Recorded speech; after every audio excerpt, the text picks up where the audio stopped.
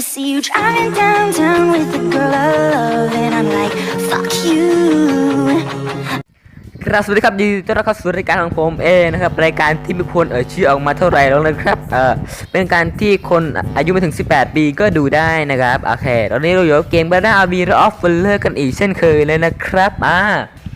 วันนี้เราก็มาเล่นกับโมโตที่ผมไม่ค่อยที่ผมทำคลิปพลาดตลอดเลยโอเคคลิปพลาดตลอดเลยนี่เราก็ยกแบบโหมดปกตินะเพราะว่าโมโตผมไม่มีแบบถาวรนะผมเล่นแบบเช่ามันมีตัวเช่ายังไม่รู้เก็บไว้ทำไมก็ใช้แม่งเลยสกินโคตรเยอะด้วยไม่รู้ทำไมก็มีสกินบางสกินที่ผมไม่มีนะหมายถึงเรียกว่าอะไรวะมีสกินบางสกินที่ผมมีแต่ไม่มีตัวจริงๆมันผมก็ใช้ไม่ได้โอเคนี่แหละโอเคงั้นก็ไปชมกันเลยรอเนี่ยเดี๋ยวก็มาแหละถ้าจะชมแล้วก็กดไลค์ก่อนกระทืบไลค์ก่อนสักผมขอสักสัก5 ไลค์ก็ได้อะผมรู้คลิปคนที่ตอนนี้คนยังดูไม่เยอะหรอกขอสัก5 ไลค์ก็พอแล้ว5 ไลค์ช่วงรอนี้ไม่ต้องตัดหรอกนี่ก็มาแหละฟังเพลงเราได้โอเคมาแล้วผมรู้ว่าฝั่งเขาบัตเตอร์ไฟเนี่ยผมรู้ว่าเขาเก็บสเต็กนะสเต็กอะไรครับก็สเต็กที่คนเขาชอบเขาเรียกว่าเขาชอบกดใช้หมายถึงมันมีสกินแบบบัตเตอร์ไฟร่างใหม่ใช่ไหมมันมีถึงเลเวล5มันก็มีภารกิจของมันอยู่ในการเล่นอัพเต็มอัพเลเวล1ไปเลเวล2แต่เรายังไม่ได้สกินมันนะครับแล้วก็มันก็จะให้เราเล่นแมป1คือว่าแมป1ก็คือค่าอะไรนะแมป1ต้องค่า10แล้วว่าเราจะตายก็ได้แต่มันจะมีเวลาจำกัดให้นั้นดูว่าเราจะฆ่าได้ยังไงนี่ง่ายพวกอะไรไม่รู้มีต่างกันนะจ๊ะแต่ได้ผมใช้สกินนี่แหละอันที่ผมทำคลิปไม่พลาดทำคลิปพลาดเนี่ยใช้สกินนี่แหละผมเอาคลิปคนเดียวเลยฟังเพลงก็รอจะไปวันนี้อาจจะลงคลิป3 คลิปเลยใช่ไหมเนี่ยใช่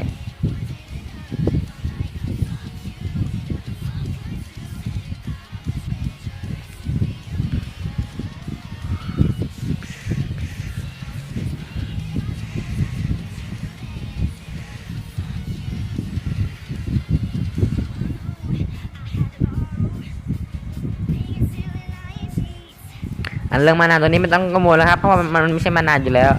ให้ลิงไม่ต้องใช้สกิลมากก็ได้เพราะว่าลิงใช้มานานเยอะอยู่นะผมก็เฟี้ยวเงาะเลยแต่คลิปที่แล้วผมเล่นลิงก็อยู่นะเฟี้ยวเงาะมากโคตรเฟี้ยวเงาะแต่ผมไม่ได้ MVP นะซิล MVP นะแต่ผมไม่ได้ MVP หรอกจะจบ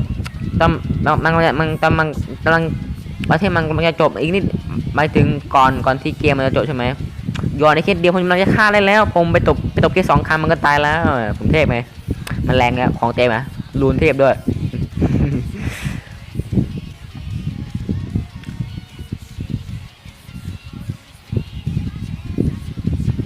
เอาแล้วครับเนี่ยเป็นตัวเทพไหมครับเป็นนางครับนางไม่นางครับไม่นางไม่รู้ทำไมตัวนี้เอาไอ้เหี้ยมันตรงไหนวะเดี๋ยวฟันโชว์แม่งนี่ฟันให้ที่ 1ไม่รู้นะครับมันเป็นอะไรคือว่าอันตัวนาคนั่นมันมาขายพร้อมสกินแต่ซื้อสกินแล้วสกินใช้ยังไม่ได้มันก็ตีนมากเลยไม่ถึงว่าสกิลมันยังไม่สกิลยังสกินยังไม่เข้ามันเนี้ย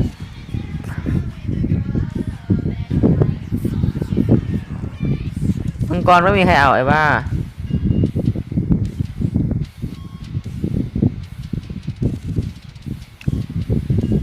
สเตฟิตไลอยู่ตรงนี้เต็มเลยสเตฟิตโมโทอยู่เต็มเลยขอก็ไม่ได้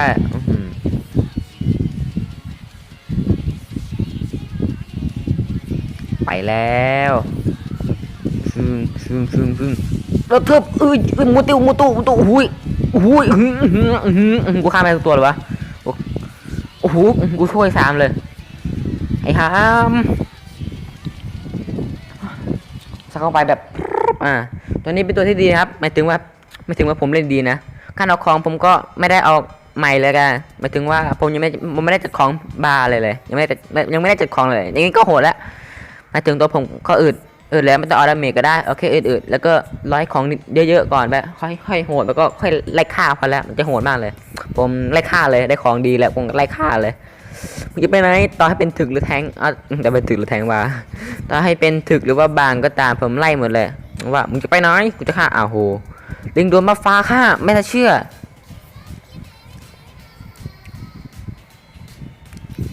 นะจ๊ะอ้าวเพิ่งรู้ในฝั่งเขามีไวเลสด้วย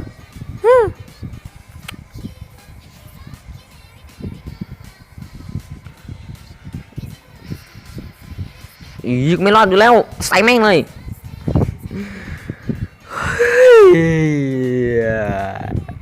ผมรู้ว่าคลิปนี้มันต้องเป็นคลิปดีผมรู้ถ้าผมตายขนาดนี้มันต้องมีคลิปดีไม่ถึงคลิปไม่เสียเลย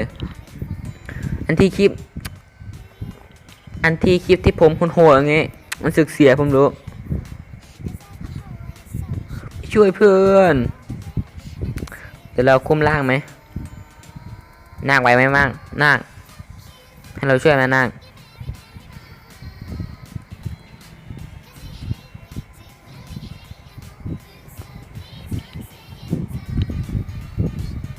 เดินไม่ไปเอาเดินไม่ไป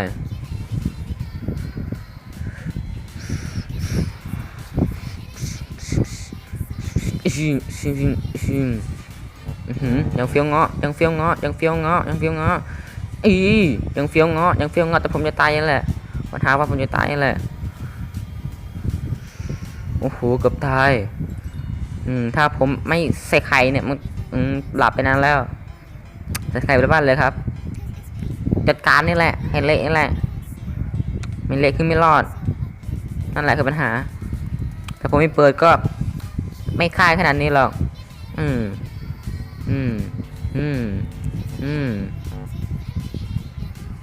เนี่ยผมรู้แล้วมันต้องมากลับบ้านกันก่อนนะครับเดี๋ยวเรามาเจอกันใหม่ไม่ใช่ก็อยู่บ้านนี่แหละไม่ถึงกลับบ้านในเกมนะเดี๋ยวไม่ถึงว่าผมจะพูดกับพวกนั้นโอเคอันนี้ก็ดึกแล้วครับใครยังไม่นอนก็นอนซะเฮ้ยไม่ใช่ยังไม่นอนจะต้องดูผมก่อนดูช่องผมก่อน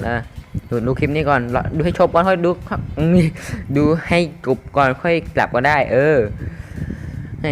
พูดบ้าไปได้เอาตัวอะไรไอ้เหี้ยอุ้ยกระตุกเลย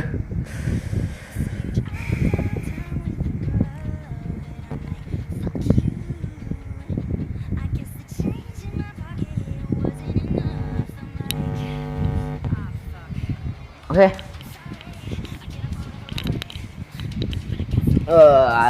กระตุกโอเคเราไปตอนเลยแพนด้าฟันมึงไม่เอามังกรบ้าเปล่า236เลยครับโคตรเทปไปเลยตอนแรกแล้วก็แค่ช่วยกันมาก่อนนะแล้วก็ช่วยก่อนช่วงหลังๆค่อยไล่ข่าวกันแล้ว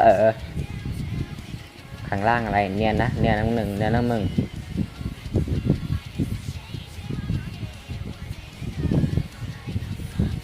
นล่างเนี่ยนะล่างเนี่ยนะ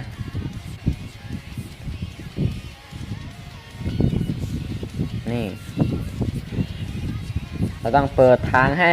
ลูกศิษย์เราไม่ใช่ทหารป๋องเราทหารเราแหละเนี่ยเปิดทางให้แล้วก็ไปกันต่อเลย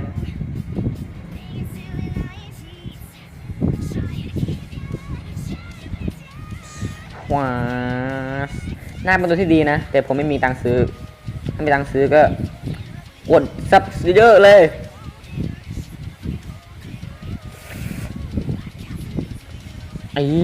นี่ล่างนี้ไม่ค่อยเท่อะไรนะผมชอบล่างเป็นทองมากกว่า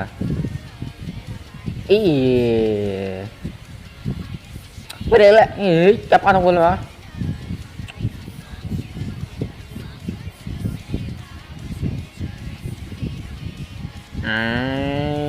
ไปแม่งเลยเอาตัวนี้ก็ได้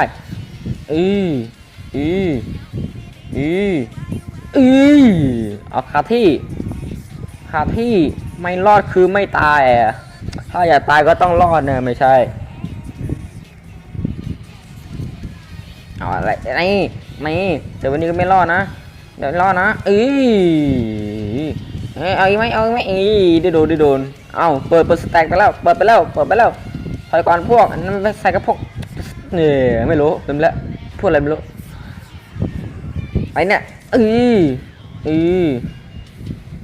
โหเข้าไม่ได้ไอ้หำ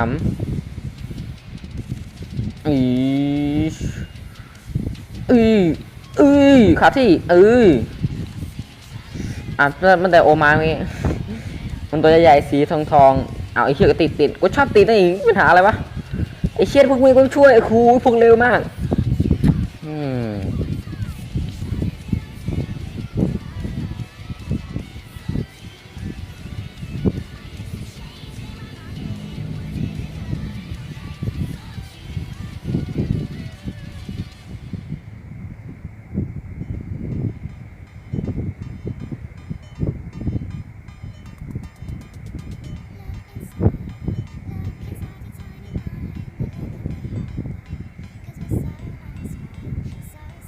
โอเคแล้วก็ไปกันต่อเลยเยอะเราต้องโปรโมทในทั้งเกมนะครับให้คนรู้ครับว่าผมไงครับผมอัดอยู่ไหมอย่างงี้หาดูในเฟซกันไปอันนี้ไม่ค่อยมีคนดูเท่าไหร่นะจ๊ะการโปรโมทยังไงถึงจะสนุกนะครับใครดูคลิปนี้แล้วใช้ไปหมดเลยนะครับไม่มามันเกือบอะไรวะไม่มามันเกือบละปัญหาคืองงเนี่ย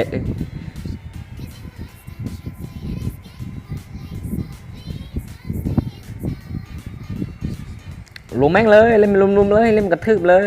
ะเลยกลัวทำไมแค่หมาตัวเดียวแค่หมาจอกตัวหนึ่งนี่ลุมทำเพื่อนกูเหรอทำเพื่อนกูเหรอ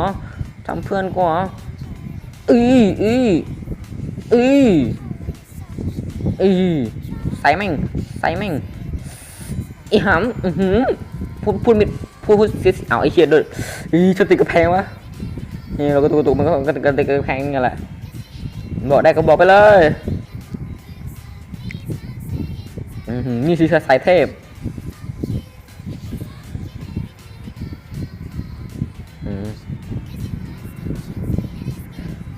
ปอมล่างแตกไปแล้วไม่จริงใช่ไหม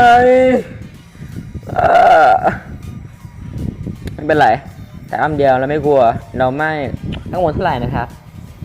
แล้วก็ใส่ไข่ไม่เลยนี่เขาว่าใส่แล้วก็ใส่ไข่ไม่ไข่อะขนาดผมเป็นคนพูดไม่ค่อยเก่งยังพูดได้ขนาดนี้น่าเชื่อฝ่ายต้องขั้นยอมแพ้วาร์ปโชว์เลยนี่มาตรงคลองนี่แหละนี่โอ้โหครับพยอมแพ้นั้นถือว่าเฟี้ยวเงาะเงาะแหละใครเคยกินเงาะบ้างก็เงียบไปซะโอเคถ้าชอบก็อย่าลืมกดไลค์กดแชร์กด subscribe เพื่อเป็นกำลังใจผมสร้างคลิปต่อไปด้วยนะครับถ้าไม่ชอบก็ไม่ต้องกดก็ได้แล้วแต่มึงเลยกูเพิ่งเงียบเลยวะโอเคบ๊ายบายที่ยูกินอย่าลืมเบนร้อนในกันนะครับมาบ๊ายบาย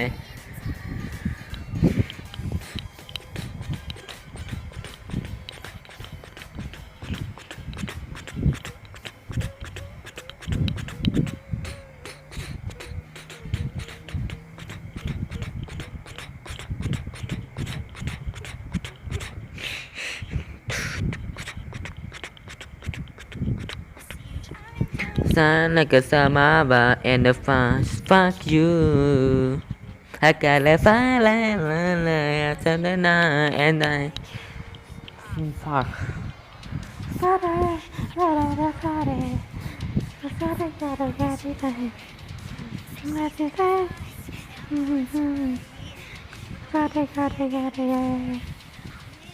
อ้าวกูลืมตัดแล้วเนี่ยกูลืมปิดแล้ว